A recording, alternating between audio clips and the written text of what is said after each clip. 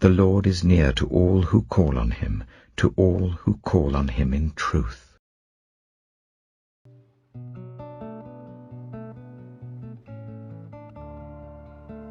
Judges chapter 16. One day, Samson went to Gaza, where he saw a prostitute. He went in to spend the night with her. The people of Gaza were told, "Samson is here." So they surrounded the place and lay in wait for him all night at the city gate. They made no move during the night, saying, "At dawn we will kill him." But Samson lay there only until the middle of the night.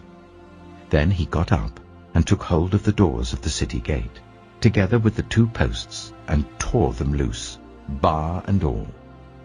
He lifted them to his shoulders and carried them to the top of the hill that faces Hebron. Some time later, he fell in love with a woman in the valley of Sorek, whose name was Delilah. The rulers of the Philistines went to her and said, "See if you can lure him into showing you the secret of his great strength, and how we can overpower him, so that we may tie him up and subdue him. Each one of us will give you 1,100 shekels of silver." So Delilah said to Samson, "Tell me the secret of your great strength, and how you can be tied up and subdued." Samson answered her, "If anyone ties me with 7 fresh bowstrings that have not been dried, I'll become as weak as any other man." Then the rulers of the Philistines brought her 7 fresh bowstrings that had not been dried, and she tied him with them. With men hidden in the room, she called to him, "Samson, the Philistines are upon you."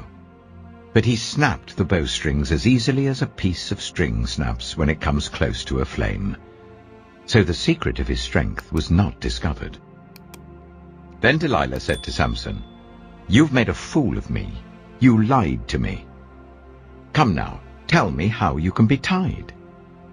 He said, "If anyone ties me securely with new ropes that have never been used, I'll become as weak as any other man." So Delilah took new ropes and tied him with them. Then, with men hidden in the room, she called to him, "Samson, the Philistines are upon you." But he snapped the ropes off his arms as if they were threads. Delilah then said to Samson, "All this time you've been making a fool of me and lying to me. Tell me how you can be tied." He replied, "If you weave the 7 braids of my head into the fabric on the loom and tighten it with a pin, I'll become as weak as any other man." So while he was sleeping, Delilah took the 7 braids of his head, wove them into the fabric, and tightened it with a pin. Again she called to him, "Samson, the Philistines are upon you." He woke from his sleep and pulled up the pin and the loom with the fabric. Then she said to him, "How can you say, 'I love you,' when you won't confide in me? This is the 3rd time you've made a fool of me and haven't told me the secret of your great strength." With such nagging, she prodded him day after day until he was sick to death of it. So he told her everything. "No razor has ever been used on my head," he said, "because I've been a Nazirite dedicated to God from my mother's womb. If my head was shaved, my strength would leave me, and I would become as weak as any other man." When Delilah saw that he had told her everything, she sent word to the rulers of the Philistines, "Come back once more. He has told me everything." So the rulers of the Philistines returned with the silver in their hands.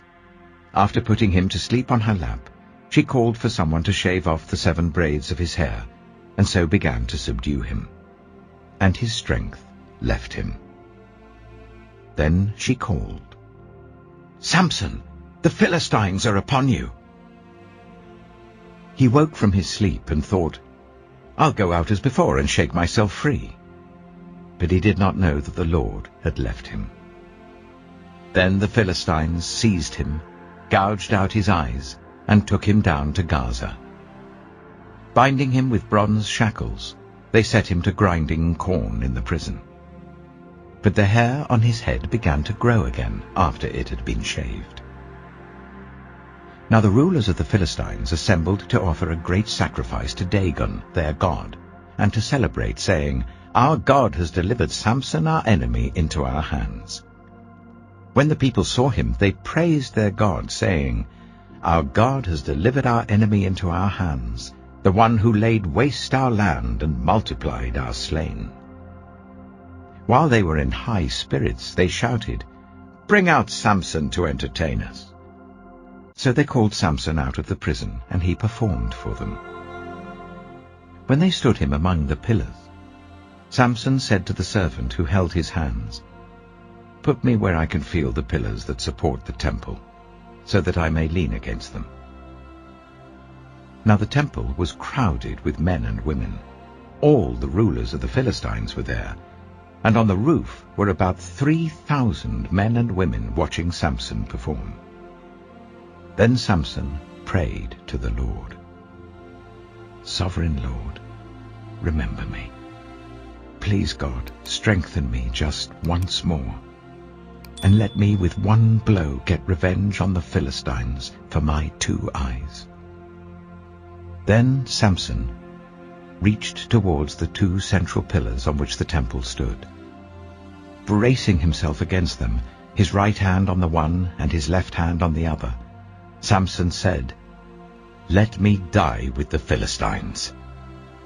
Then he pushed with all his might, and down came the temple on the rulers and all the people in it. Thus he killed many more when he died than when he lived. Then his brothers and his father's whole family went down to get him. They brought him back and buried him between Zorah and Eshtaol, in the tomb of Manoah his father. He had led Israel for 20 years. Judges chapter 17. Now a man named Micah from the hill country of Ephraim said to his mother, "The 1,100 shekels of silver that were taken from you and about which I heard you utter a curse, I have that silver with me. I took it." Then his mother said, "The Lord bless you, my son."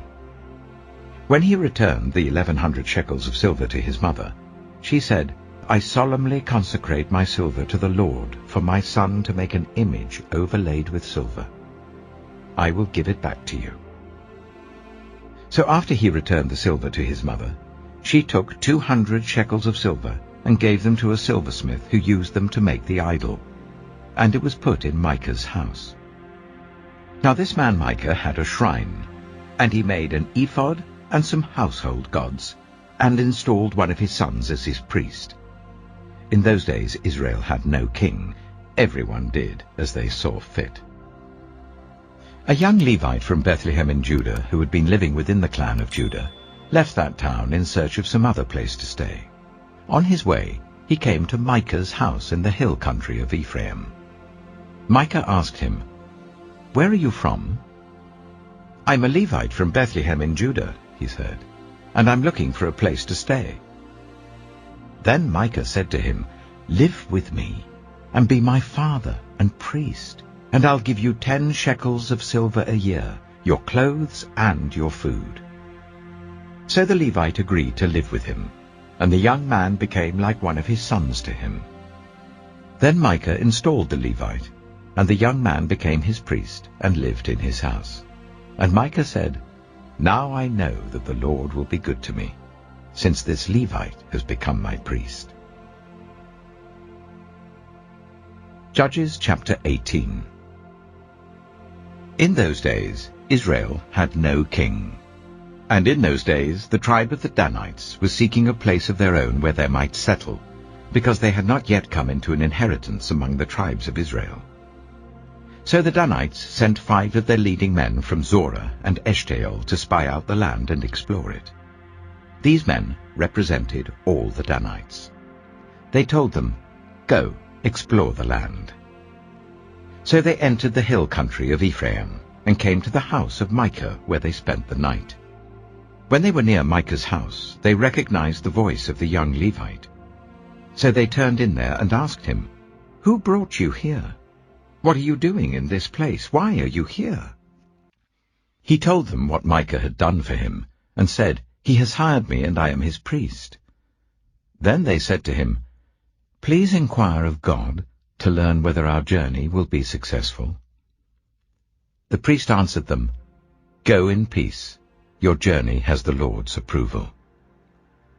So the 5 men left and came to Laish, where they saw that the people were living in safety, like the Sidonians, at peace and secure. And since their land lacked nothing, they were prosperous. Also they lived a long way from the Sidonians and had no relationship with anyone else. When they returned to Zorah and Eshtaol, their fellow Danites asked them, "How did you find things?" They answered, "Come on, let's attack them. We have seen the land, and it is very good. Aren't you going to do something? Don't hesitate to go there and take it over. When you get there, you'll find an unsuspecting people and a spacious land that God has put into your hands, a land that lacks nothing whatever." Then 600 men of the Danites, armed for battle, set out from Zorah and Eshtaol. On their way they set up camp near Kiriath-Jearim in Judah. This is why the place west of Kiriath-Jearim is called Manahath-Dan to this day. From there they went on to the hill country of Ephraim and came to Micah's house. Then the 5 men who had spied out the land of Laish said to their fellow Danites, "Do you know that one of these houses has an ephod, some household gods, and an image overlaid with silver? Now you know what to do." So they turned in there and went to the house of the young Levite at Micah's place and greeted him. The 600 Danites, armed for battle, stood at the entrance of the gate. The 5 men who had spied out the land went inside and took the idol, the ephod, and the household gods, while the priest and 600 armed men stood at the entrance of the gate.